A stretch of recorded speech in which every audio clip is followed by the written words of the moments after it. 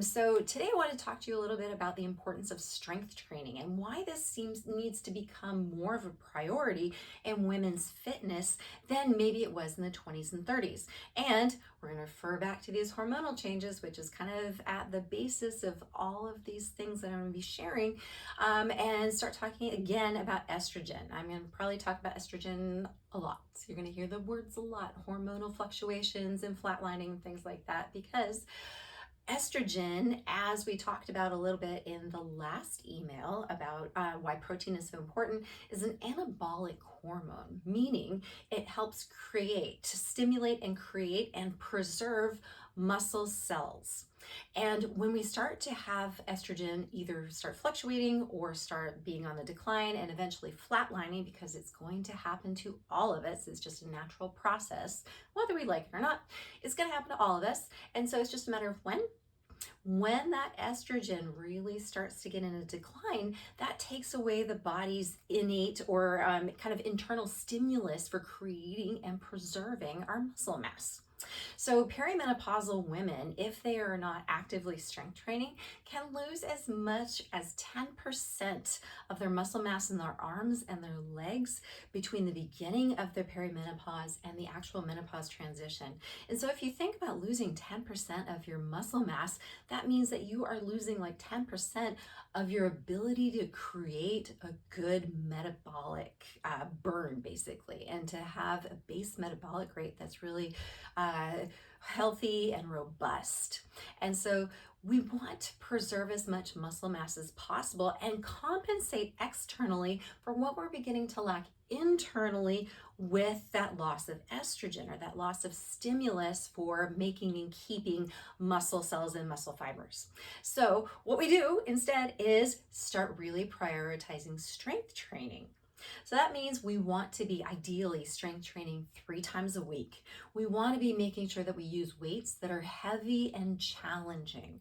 Now, that could be a different kind of weight for different kinds of women at different points in their fitness. If you're somebody who's been working out for a while, your heavy in terms of pounds that you use or kilos that you lift with is probably going to look a little bit different than someone who's just getting back into fitness or someone else who is just starting to learn how to strength train.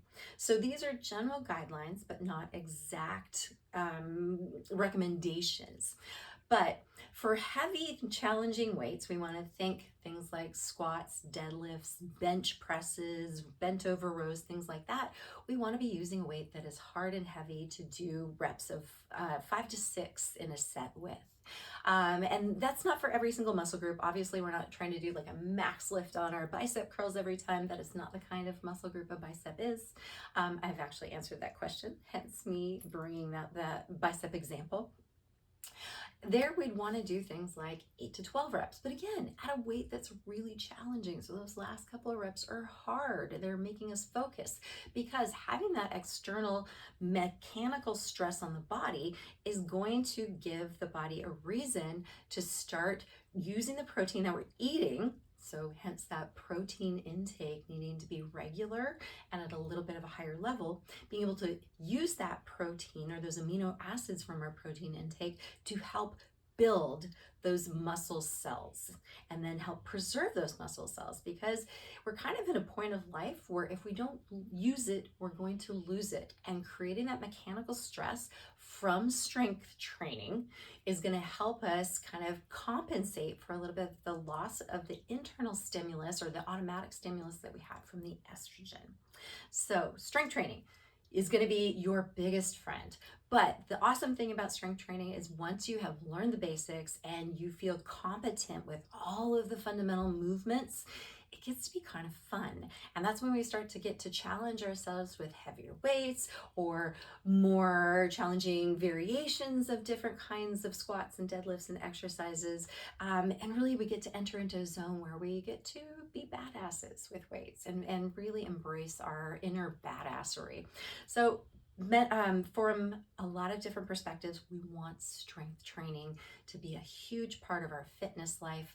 3 times a week is ideal. 2 times a week is definitely better than no times a week. So start prioritizing that strength training. If you have any questions about how to make it work for you at your particular point in fitness, hit reply, send me an email. I would love to talk to you about it and just chat for a few minutes, give you some recommendations about where to start, and get you on the road to incorporating that very, very, very important strength training that is going to make you more of a robust calorie burner all day long. It's going to keep you stronger and healthier for the rest of your life.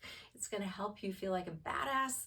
And then it's also going to help have a better body image, less stress, better concept about yourself in years that can be kind of challenging. So get out there, start making strength training a part of your life.